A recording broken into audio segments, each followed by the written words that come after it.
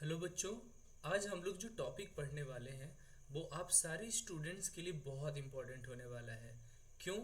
क्योंकि ये जो चैप्टर है वो इंग्लिश का बैकबोन भी बोल सकते हो, और इसके बिना इंग्लिश शायद अच्छी इंग्लिश की इमेजिनेशन ही नहीं की जा सकती। सिंटैक्स को दूसरा नाम में यदि बच्चों बोले तो ये होता है सब्जेक्ट वर्ब अग्रीमेंट। आप लोग आराम से अच्छे से वीडियो को देखना, और आप चाहो तो नोट्स भी तैयार कर सकते हो।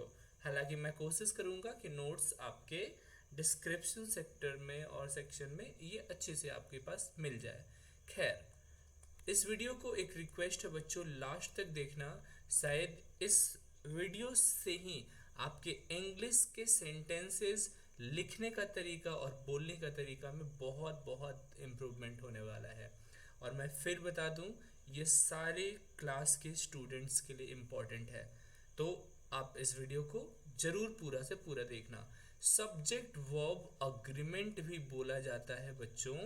सब्जेक्ट वर्ब अग्रीमेंट भी बोला जाता है किसको? सिंटैक्स को। सिंटैक्स को क्या बोला जाता है बच्चों? Subject verb agreement. ठीक है। तो सबसे पहला बात कि सर सब्जेक्ट वर्ब अग्रीमेंट कहते किसको हैं, तो मैं बताऊंगा बच्चों कि किसी भी सेंटेंस में दो चीजों का होना जरूरी है, एक सब्जेक्ट और एक वर्ब, और दोनों के बीच में एक अग्रीमेंट हो रखा होता है। अग्रीमेंट का मतलब समझौता हो रखा होता है, और वो समझौता क्या है बच्चा? वही रूल नंबर 1 में आता है, और वो बच्चा समझौता है क्या? SSPP formula. विच फॉर्मूला बच्चों? SSPP। आप चाहो तो नोट करते भी चल सकते हो साथ में। S मीन्स होता है बच्चों, S stands for, everyone tell me, S stands for singular subject. S stands for कैसा सब्जेक्ट बेटा? Singular subject. And this S stands for singular verb. This S stands for कैसा वर्ब बेटा? Singular verb. ठीक है। और this P stands for कैसा verb बच्चों? कैसा सब्जेक्ट बच्चों? Plural subject. And this P stands for कैसा वर्ब? Plural verb. ये एक अग्रीमेंट ऑलरेडी इंग्लिश में डन है बच्चों। क्या? कि singular subject takes singular verb and plural subject takes plural verb. तो यही दोनों के अग्रीमेंट को सब्जेक्ट वर्ब अग्रीमेंट कहते हैं बच्चों, सिंटैक्स कहते हैं। कैसे? तो एक छोटे से एग्जांपल से हम लोग समझने की कोशिश करते हैं कि सिंटैक्स होता क्या है। तो आइए देखते हैं। जैसे मैं बोलूं Ram is oblique are going to school. Ram विद्यालय जा रहा है। तो सबसे पहले बच्चों आपसे कोई पूछे कि सब्जेक्ट कौन है, तो सब्जेक्ट तो राम ही हो गया। अब बताओ, Ram is going to school होगा या आर गोइंग टू स्कूल होगा? इज होगा। लेकिन कोई तुमसे पूछे बच्चों, अभी थोड़ा थोड़ा बेसिक लगेगा, बट वीडियो को लास्ट तक देखोगे ना तो बहुत सारे इंपॉर्टेंट रूल्स इसमें क्लियर होंगे। यदि मैं आपसे पूछूं बच्चों कि दे, अब बताना अच्छे से समझना, they is oblique are going to school. They is oblique are going to school. तो आपसे कोई पूछे बच्चों कि अब बताओ इसमें सब्जेक्ट कौन है, तो सब्जेक्ट तो दे है। इज गोइंग टू स्कूल होगा या आर? आर। तो ऐसा क्या है बच्चा बताना कि राम के साथ इज लग रहा है और दे के साथ आर लग रहा है? क्योंकि सर राम जो है ना वो कैसा सब्जेक्ट है? सिंगुलर सब्जेक्ट है। और इज जो है ना वो सिंगुलर वर्ब है। कैसा वर्ब है? Singular verb. So singular subject takes singular verb. और दे के साथ आर क्यों लगा? क्योंकि दे जो है ना सर वो सब्जेक्ट तो है, बट ये प्लूरल सब्जेक्ट है। दे मतलब एक एक नहीं है, दे मतलब वे लोग बहुत सारे। तो प्लूरल सब्जेक्ट जो है बच्चा वो कैसा वर्ब लेगा? प्लूरल सब्जेक्ट, प्लूरल वर्ब लेगा। एक एक लाइन में आप समझ कर सकते हो, singular subject takes singular verb and plural subject takes plural verb. Means this agreement is known as subject verb agreement और it is also known as syntax. और बेटा एक और नाम होता है सब्जेक्ट वर्ब अग्रीमेंट को ही बेटा हम लोग सब्जेक्ट वर्ब कॉन्कर्ड भी बोलते हैं। यहाँ तक सबको क्लियर है? चलिए, बहुत अच्छे से क्लियर है। हाँ, अब एक इसमें सवाल आता है जो कि बहुत इंपॉर्टेंट है कि sir how to recognise subject, subject को पहचानते कैसे हैं? आप नोट भी करते जा सकते हो। हाउ टू रिकॉग्नाइज सारे क्लास के स्टूडेंट्स के लिए बहुत इंपॉर्टेंट है। हाउ टू रिकॉग्नाइज, और जेडी भी चल सकता है बच्चों, any subject. How to recognise any subject, subject को कैसे पहचानेंगे? तो सबसे पहला तरीका जो होता है बच्चों सब्जेक्ट का, वो the subject should be either a noun और प्रोनाउन। सब्जेक्ट या तो नाउन होगा या प्रोनाउन होगा। कैसे? तो एक छोटे से एग्जाम्पल से हम लोग समझने की कोशिश करते हैं। देखना, राम हेल्प मी होगा या हेल्प्स मी होगा? हेल्प्स मी होगा, लेकिन दे हेल्प मी होगा। क्यों, कैसे हुआ, मैं सारा बताऊंगा। फिलहाल समझिए कि सब्जेक्ट जो होगा ना बच्चा, सब्जेक्ट जो होगा ना या तो नाउन या प्रोनाउन होगा। राम नाउन तो है और मी प्रोनाउन है, तो क्या मी भी सब्जेक्ट हो गया? नहीं। समझना कैसे?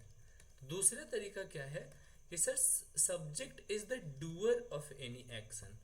Subject is the doer of any action. Subject उसको बोलते हैं बच्चों जो किसी सेंटेंस में किसी काम को करने वाला होता है। तो यहाँ बताओ, राम हेल्प्स मी, राम मेरी मदद कर रहा है, तो कौन सा काम हो रहा है? मदद करने का काम। कर कौन रहा है? Who is the doer of this action? काम करने वाला राम।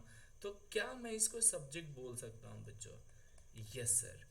तीसरा तरीका, तो सर ये इनिशियल फेज में रहता है, मतलब शुरुआत में रहता है सब्जेक्ट। और चौथा जो इम्पोर्टेंट है कि सब्जेक्ट उसको बोलते हैं जिसके बारे में हम लोग चर्चा करते हैं, बात करते हैं। Subject is one which is या दैट इज टॉक्ड अबाउट, जिसके बारे में बात की जा रही हो। तो बताना बच्चों, राम मेरी मदद करता है, कोई दूसरे लड़का अमन अंकित की बात मैं नहीं कर रहा हूँ, राम मेरी मदद करता है, तो मैं चर्चा किसकी कर रहा हूँ, किसकी बात कर रहा हूँ? राम की। तो वो हो गया बच्चों सब्जेक्ट। यहाँ तक सबको क्लियर है? तो एक वीडियो को लाइक जरूर देना और शेयर ज़्यादा से ज़्यादा स्टूडेंट्स तक जरूर करना। आइए हम लोग समझने की कोशिश करते हैं। सब्जेक्ट तो समझ गया। अब बच्चों सब्जेक्ट भी ना सिंगुलर और प्लूरल होता है। जैसे राम हेल्प्स मी में राम सिंगुलर सब्जेक्ट है, इसलिए हेल्प्स लिया V5 लिया, सिंगुलर सब्जेक्ट के साथ V5 लगता है, और प्लूरल सब्जेक्ट के साथ ओरिजिनल V1 लगता है। कैसे? तो वे लोग मेरी मदद करते हैं, दे हेल्प्स मी या दे हेल्प मी। बताना बच्चों, तो हो जाएगा दे हेल्प मी। क्यों? क्योंकि दे कैसा सब्जेक्ट है? प्लूरल सब्जेक्ट है, और उसके साथ प्लूरल वर्ब लगता है। और V1 खुद में, हेल्प V1 है ना, हेल्प्स V5 है, V1 खुद में कैसा वर्ब होता है बच्चों? प्लूरल वर्ब होता है। ये गांठ बांध कर याद रख लो। अच्छा, एक और मजेदार बात मैं बताऊं, उसके बाद हम लोग रूल पर चलेंगे। मजेदार बात क्या है ना कि बच्चों से पूछा जाता है कि बताओ हेल्प्स और हेल्प में सिंगुलर वर्ब और प्लूरल वर्ब कौन है? तो जैसे ही बच्चा देखता है ना बच्चा कि हेल्प्स में एस और ईएस है, तो इसको सिंगुलर मान लेता है। सॉरी, हेल्प्स एस और ईएस है तो इसको प्लूरल मान लेता है, और हेल्प है तो नॉर्मल इसमें एस और ईएस नहीं है तो सिंगुलर मानता है। और हालांकि यही इस कॉन्सेप्ट बच्चों गलत है। ध्यान देना, नाउन से जस्ट उल्टा होता है वर्ब। वर्ब कैसे? तो समझिएगा, वर्ब में एस और एस लग जाने से ये सिंगुलर होता है, और वर्ब अपना जब मेन V1 फॉर्म में रहता है बच्चों तो ये हमेशा प्लूरल होता है। और शायद यही कारण है कि दे चूंकि प्लूरल सब्जेक्ट है तो इसके साथ V1 लग गया, प्लूरल वर्ब लग गया। और राम चूंकि सिंगुलर सब्जेक्ट था तो राम के साथ हेल्प्स लग गया। याद रखोगे, ये वर्ब का जो कॉन्सेप्ट है ना बच्चा, वो नाउन से जस्ट उल्टा है। जैसे देखो, नाउन बॉय है ना, इसका तुम बॉयज करोगे तो बॉयज क्या हो गया? प्लूरल हो गया। नाउन में एस और एस लगाओगे तो वो प्लूरल बनेगा, लेकिन वर्ब में एस और एस लगाओगे तो ये सिंगुलर बनेगा। यहाँ तक क्लियर है बच्चों? तो आइए हम लोग, यहाँ तक आप लोग लिख चुके हो या तो नहीं लिखे हुए हो तो स्क्रीनशॉट ले लोगे, उसके बाद हम लोग आइए पढ़ते हैं। और हाँ, एक रिक्वेस्ट जरूर होगा बच्चों कि लगातार अब मेरे चैनल पर आप लोग जुड़े रहना, कमेंट जरूर करना कि किस किस टॉपिक का आप लोग को, चैप्टर्स का आप लोग का क्लास चाहिए, ताकि मैं लगातार अपलोड करते रहूँगा। वैसे मैं कोशिश करूँगा कि class 10th 11th 12th 9th इन ये जितने सारे क्लासेज और कॉम्पिटिटिव क्लासेस सबका एक सेपरेट और लगातार मैं classes upload, videos, lectures upload मैं करते रहूँ। आप लोग का प्यार चाहिए, जितना ज़्यादा से ज़्यादा शेयर करो, सब्सक्राइब करो। हाँ, चलिए रूल 2 क्या होता है बच्चों, ध्यान देना। अच्छा, कोई हमसे एक चीज़ पूछे ना कि सर सब्जेक्ट वर्ब अग्रीमेंट को यदि एक लाइन में कंप्लीट करना हो तो क्या करोगे, तो हम बोलेंगे कि किसी भी सेंटेंस में यदि आप सब्जेक्ट पहचान लेते हो, सब्जेक्ट सिंगुलर है तो वो सिंगुलर वर्ब लेगा, और सब्जेक्ट प्लूरल है तो वो प्लूरल वर्ब लेगा। यही तो है पूरा खेल सब्जेक्ट वर्ब अग्रीमेंट का। तो आइए अगला रूल पर समझते हैं कि अगला रूल इसका क्या है। समझना बच्चों, रूल है, आप लोग लिखते जा सकते हो, सीखो। when two subjects, when two singular subjects भी बोल सकते हो, when two singular subjects are connected with, when two singular subjects are connected with, आप लोग लिखते भी जा सकते हो बच्चों या सीखते चलो। when two singular subjects are connected with and, यदि दो सिंगुलर सब्जेक्ट किससे जुड़े हो बच्चों, एंड से, then the verb, then the verb is plural and will take, then the verb is plural and will take, कैसा verb बच्चों, जब then the verb नहीं, यहाँ पर आपको क्या करने होंगे बेटा, then the subject is plural, पूरे subject क्या हो जाता है, plural होता है, and will take कैसा verb, plural verb। फिर से हम लोग रीड करेंगे इस रूल को, तभी समझ आएगा। क्या है रूल बच्चा कि when two singular subjects are connected with and, जब दो सिंगुलर सब्जेक्ट एंड से जुड़े हो, then the subject is plural या बिकम्स प्लूरल, वो प्लूरल हो जाता है and will take plural verb. कैसे, तो एक एग्जांपल और बहुत छोटा सा एग्जांपल समझते हैं। राम एंड श्याम, दो सिंगुलर सब्जेक्ट को एंड से जोड़ दिया ना, है ना, तो राम एंड श्याम, कोई पूछे बच्चों is oblique are my friend oblique friends. ठीक है, तो आपसे कोई पूछे कि बताओ इसमें Ram is my friend, Ram and Shyam is my friend या आर माई फ्रेंड्स, तो राम एंड श्याम दो सिंगुलर सब्जेक्ट जब एंड से जुड़ गए तो ये बच्चों आर लेगा, प्लूरल हो गया, और यहाँ पर फ्रेंड्स होगा। बहुत सिंपल सी बात है ना। अच्छा, एक चलो एक स्पेशल रूल मैं आप लोग को बताता हूँ। क्या कि यदि सर दो सब्जेक्ट जुड़े हुए हो एंड से और दोनों अनकाउंटेबल नॉन हो तो वो क्या होगा, तो वो सिंगुलर ही रहता है, वो प्लूरल नहीं हो सकता। कैसे, तो आप लोग रूल नंबर 2 को, सॉरी 2 के बाद 3, रूल नंबर 3 को आप लोग नोट डाउन करो। सबसे पहले रूल नंबर 3 क्या है बच्चों, कि लिखो आप लोग, बट व्हेन, आप लोग लास्ट तक जुड़े रहना बच्चा, ये वीडियो बहुत हेल्पफुल होने वाला है सारे स्टूडेंट्स के लिए। But when two uncountable nouns, but when two uncountable nouns, या सब्जेक्ट भी बोल सकते हो, है ना, but when two uncountable nouns are connected, when two uncountable nouns are connected with, connected किससे रहे बेटा, uncountable noun भी connected किससे रहे, and से, तो भाई अनकाउंटेबल तो जिसको तुम गिनोगे ही नहीं तो वो तो हमेशा सिंगुलर ही रहेगा ना, स्टिल, इसीलिए सिंगुलर वर्ब लेगा।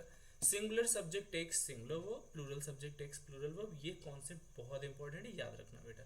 But when two uncountable nouns are connected with and, still the subject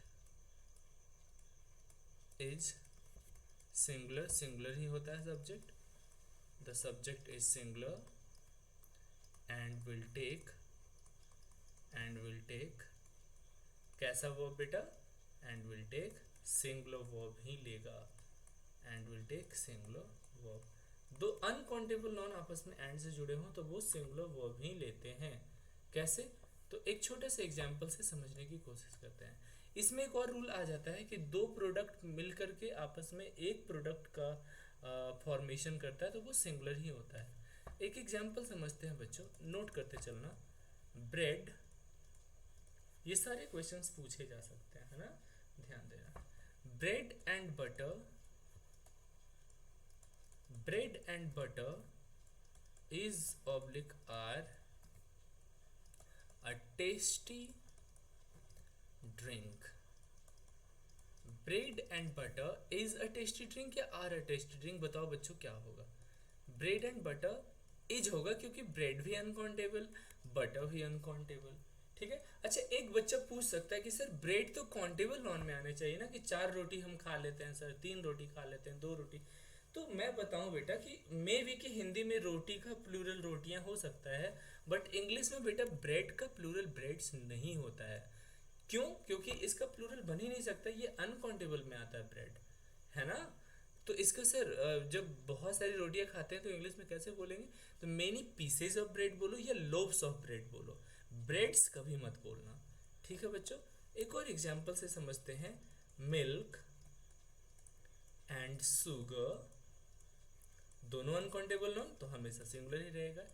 is oblique are a tasty, sorry, आप लोग बोल रहे होंगे bread and butter is a tasty drink कैसे, तो sorry, milk and sugar is a tasty drink होगा। इसको थोड़ा सा मैं करेक्ट करता हूँ बच्चों, I am extremely sorry, but ये स्लिप ऑफ टंग है ना। आइए समझते हैं। Bread and butter is oblique are my favourite, bread and butter is oblique are my favourite, तो इज माई फेवरेट, ठीक है बच्चों। ब्रेड एंड बटर इज ही होगा, आर नहीं होगा। Milk and sugar is oblique are a tasty drink, milk और sugar कैसा ड्रिंक है मेरा, टेस्टी ड्रिंक है, तो दोनों मिलकर एक ही प्रोडक्ट का फॉर्मेशन कर रहा है, तो यहाँ पर इज ही होगा। तो दूसरा रूल भी क्लियर है बच्चों। तो यदि क्लियर है तो एक बार लाइक करके हमें जरूर कॉन्फिडेंस दें कि आप लोग बहुत अच्छे से सीख रहे हो। तो आइए चलते हैं बच्चों rule number next, rule number 4, last तक देखना। मे बी कि ये वीडियो लेंदी होगा बट बहुत ही इंपॉर्टेंट होगा, ठीक है। तो आइए चलते हैं रूल नंबर 4 पर। अब 4 में कौन सा रूल है बेटा, तो लिखते चलो कि व्हेन, सारे रूल्स बहुत इंपॉर्टेंट है, बहुत सेलेक्टेड रूल्स मैं बता रहा हूँ। When two subjects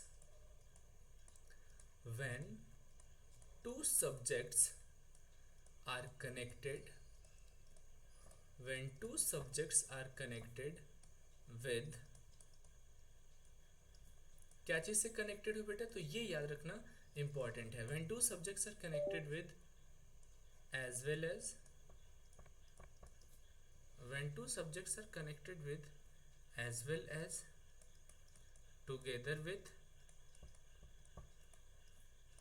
when two subjects are connected with as well as together with, in addition to, in addition to, along with, along with, ये जो सारे वर्ड्स हैं ना इसको आप लोग याद रखना, along with, etc, then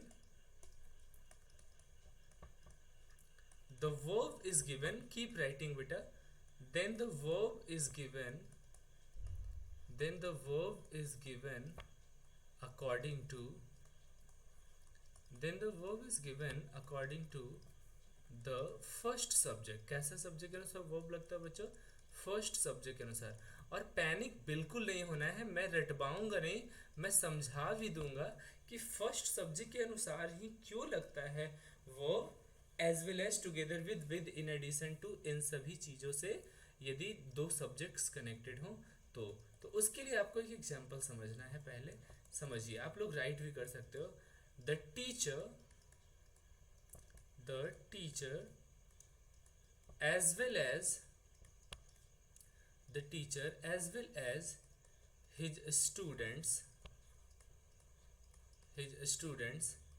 is oblique are, is oblique are singing in the class, is oblique are singing in the class।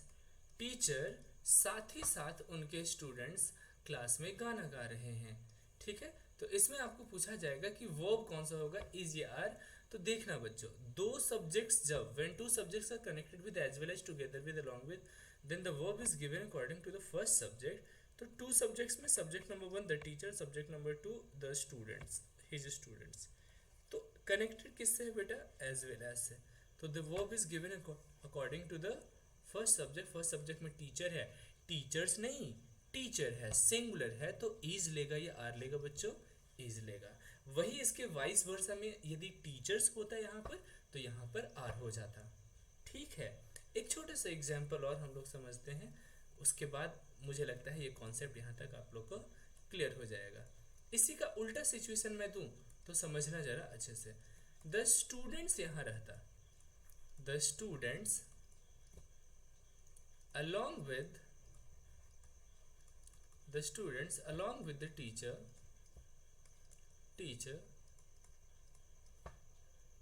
was oblique were talking in the class। ठीक है, स्टूडेंट साथ ही साथ शिक्षक क्लास में गप कर रहे थे।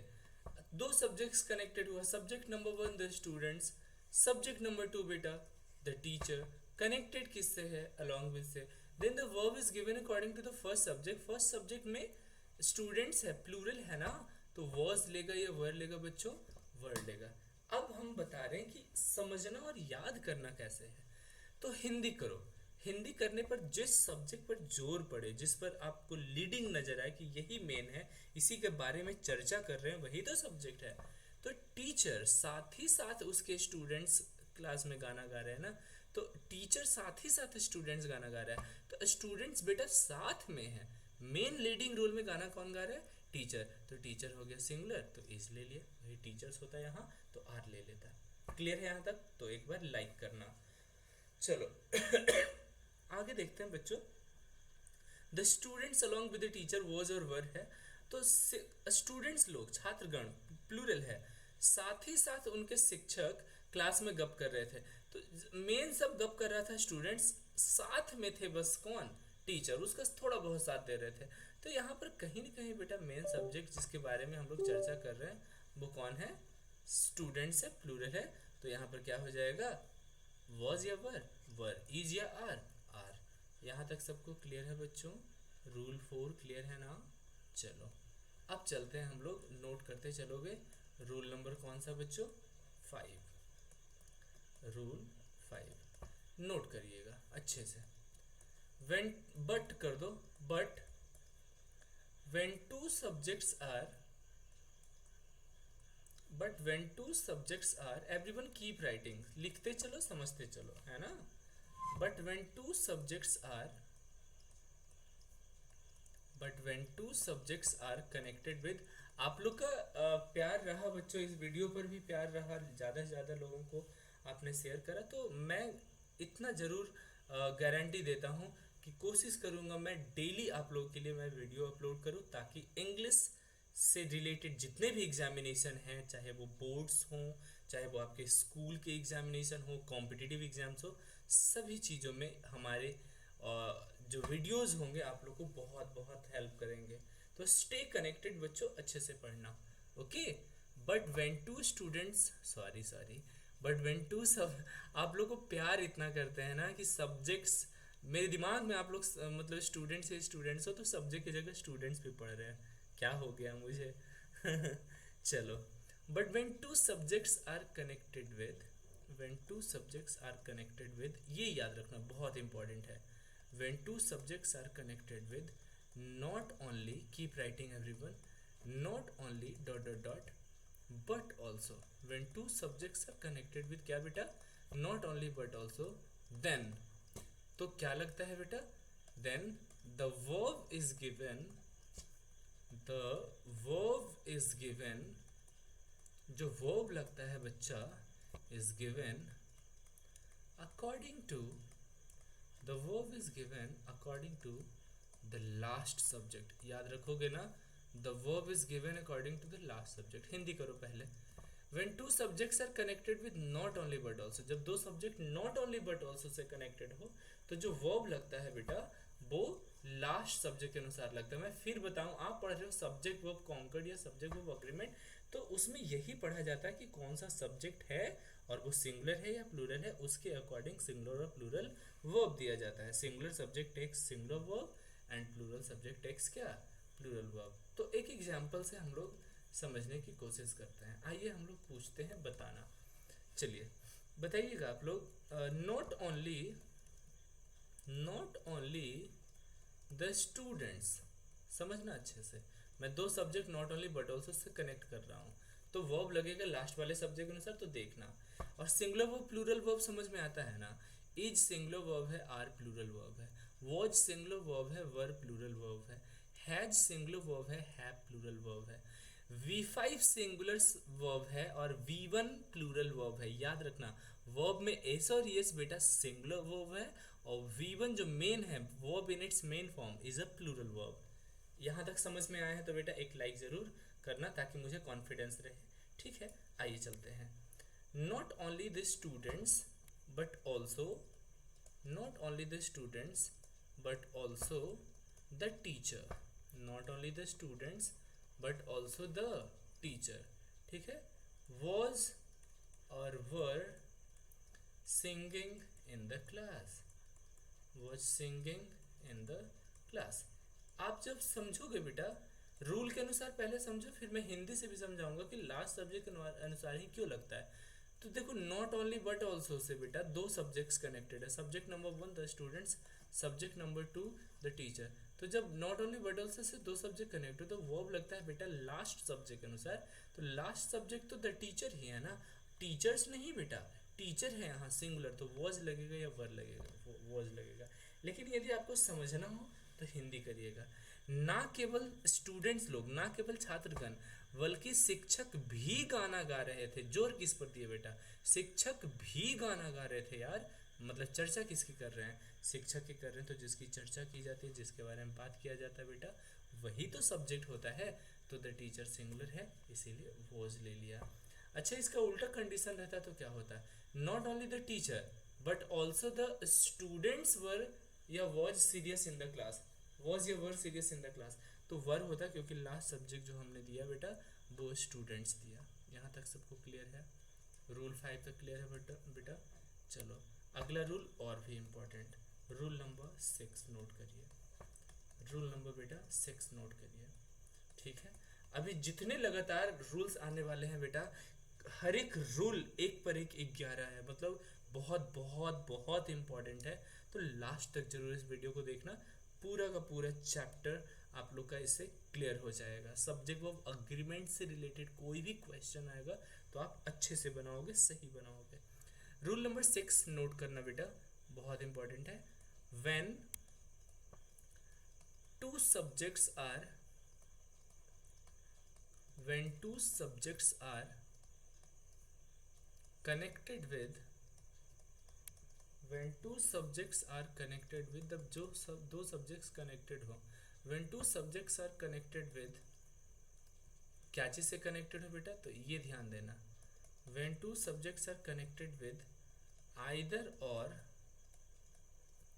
when two subjects are connected with either or या neither nor, when two subjects are connected with either or neither nor। ठीक है बेटा, when two subjects are connected with either or neither or nor, then the verb, then the verb is given, then the verb is given according to, बताओ किसके अनुसार लगेगा, तो बेटा either और नाइदर नॉर में 3 कंडीशंस फॉलो होते हैं, वो ध्यान देना। Then the verb is given according to the 3 conditions. कैसा कंडीशंस बेटा, द 3 कंडीशंस। तो वो तीनों कंडीशन अलग अलग हैं। तो सबसे पहले हम लोग समझेंगे बेटा कंडीशन नंबर 1, जब आइदर और नाइदर नॉर में दो सब्जेक्ट्स कनेक्टेड हों तो कौन सा कंडीशन फॉलो होता है। तो कंडीशन नंबर 1 बेटा कि जब दोनों सब्जेक्ट सिंगुलर हो तो वर्ब लगेगा सिंगुलर। तो नोट करना, when both the subjects are, when both the subjects are singular, when both the subjects are singular, it will take, बताओ, जब दोनों सब्जेक्ट सिंगुलर ही हो तो ये लेगा सिंगुलर वर्ब, लेकिन कंडीशन है it will take singular verb. Condition क्या है कि आइदर और नाइदर नॉर में दोनों सब्जेक्ट सिंगुलर हो। एक छोटा सा एग्जांपल से मैं बताने की कोशिश करता हूँ। या तो राम ने या श्याम ने मेरी कलम चुराई है, तो आइदर राम, दो में से किसी एक को चुनने के लिए आइदर करेंगे, दो में से किसी को नहीं चुनने के लिए नाइदर करेंगे, याद रखिएगा। इधर नीदर भी लोग पढ़ते हैं। तो आइदर राम, राम सिंगुलर है ना, and Shyam, either Ram, sorry either के साथ एंड नहीं लगेगा बेटा, ध्यान देना, आइदर के साथ और लगता है, नाइदर के साथ नॉर लगता है। आइदर राम और Shyam has stolen my pen, या तो राम या श्याम ने मेरी कलम चुराई है। अब कोई आपसे पूछे बच्चों कि बताओ आइदर राम और श्याम हैज स्टोलन या हैव स्टोलन, तो जब आइदर और से बेटा दो सब्जेक्ट्स कनेक्टेड हो, दोनों सिंगुलर हो, राम भी तो सिंगुलर है ना, श्याम भी तो सिंगुलर है ना, तो जो वर्ब लेगा वो सिंगुलर वर्ब लेगा, हैज स्टोलन या हैव। अच्छा, हिंदी करने पर भी लॉजिक आ रहा है ना कि या तो राम या श्याम ने, तो दोनों में से तो किसी एक ही ने चुराई है ना, तो एक तो बेटा सिंगुलर ही है, तो सिंगुलर है तो कैसा वर्ब लेगा, सिंगुलर वर्ब लेगा। यहाँ तक सबको क्लियर है बच्चों? चलिए आइए हम लोग कंडीशन 2 में देखते हैं। तो आप लोग को कंडीशन 2 आसानी से खुद ही समझ आ गया होगा। क्या समझे होगे बेटा? कि जब दोनों सब्जेक्ट सिंगुलर था तो वर्ब लिया सिंगुलर, जब आइदर और नाइदर नॉर से दोनों सब्जेक्ट प्लूरल हो तो वर्ब लेगा प्लूरल। तो नोट करना, when both the, second condition बेटा, when both the subjects are, when both the subjects are क्या, plural, when both the subjects are plural, then they take, इसीलिए बोलेगा कैसा verb, they take plural verb। जब दोनों subject plural हो तो verb भी प्लूरल लेगा। एक आंसर या एग्जाम्पल में आप लोग कर सकते हो, क्या एग्जाम्पल होगा बेटा? एग्जाम्पल में कर सकते हो क्या, तो नोट करना, आइदर दे, है ना, आइदर दे 231, और we has oblique have done this, या उन लोगों ने या हम लोगों ने ही यह किया है। तो आइदर और से दो सब्जेक्ट्स कनेक्टेड है बेटा, अच्छे से देखना। सब्जेक्ट नंबर 1 दे, है ना, सब्जेक्ट नंबर 2 वी, और दोनों कहीं ना कहीं, दे मतलब वे लोग, वी मतलब हम लोग, एक से अधिक है, प्लूरल सब्जेक्ट है, तो बेटा जो वर्ब भी लेगा ना वो प्लूरल वर्ब ही लेगा। यहाँ तक सबको समझ आ गया ना? क्लियर है? तो पहला कंडीशन आइदर और नाइदर नॉर का कि दोनों सब्जेक्ट सिंगुलर हो तो सिंगुलर वर्ब लेगा। दूसरा कंडीशन आइदर और नाइदर नॉर का, जब दो सब्जेक्ट्स दोनों प्लूरल हो तो वर्ब प्लूरल वर्ब लेगा। तो तीसरा कंडीशन तुम ही दिमाग लगाओ बेटा, क्या निकल कर आ सकता है? दोनों सब्जेक्ट सिंगुलर होगा, कंडीशन फॉलो हो गया, दोनों सब्जेक्ट प्लूरल होगा, कंडीशन फॉलो हो गया। तो ऐसा करें कि एक सब्जेक्ट सिंगुलर और एक सब्जेक्ट प्लूरल, कोई भी सब्जेक्ट सिंगुलर प्लूरल आगे पीछे कहीं भी रह सकता है, तो वर्ब कैसे लगेगा? तो नोट कर लेना रूल में बेटा, when one subject is singular, but when one subject is singular and the other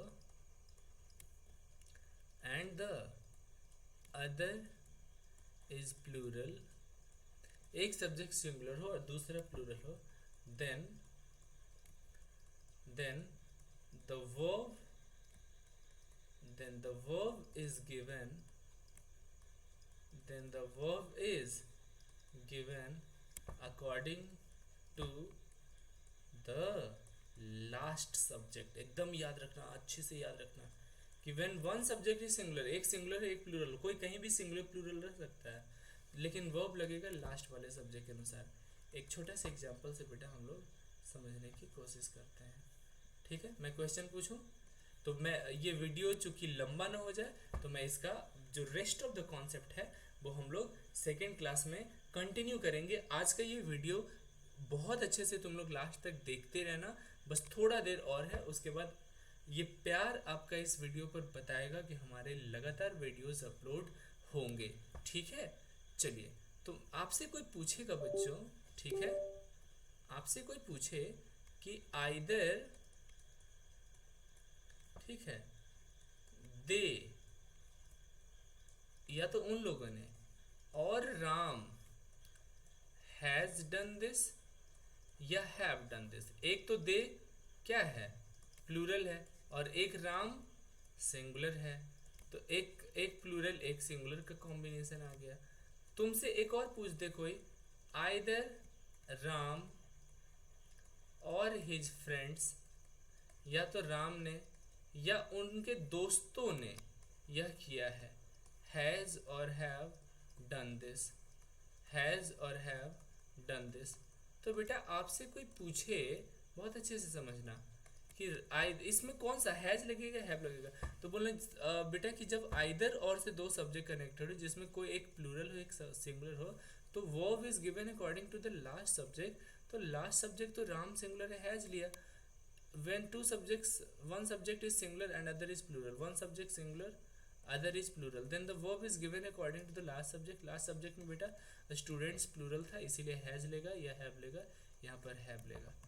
तो मुझे लगता है बेटा ये कंडीशंस आप लोग को बहुत अच्छे समझ आई होगी। थोड़ा भी यदि नहीं समझ में आएगा तो इस वीडियो को एक बार फिर से देख लेना, तो यहाँ तक रूल्स आप लोग को बहुत अच्छे से समझ आएंगे। तो मुझे उम्मीद है बेटा यहाँ तक क्लास आप लोग को बहुत अच्छे समझ आया। इस वीडियो को ज़्यादा से ज़्यादा स्टूडेंट्स तक शेयर करें ताकि वो भी बेनिफिटेड हों। और हाँ, make sure to subscribe this channel and share और स्टे कनेक्टेड, क्योंकि अगला पार्ट इसका जल्द हो सकता है कि मैं अगले दिन ही अपलोड आप लोग को कर दूं। Thank you so much everyone and keep studying and stay connected with English with Pranav. Thank you.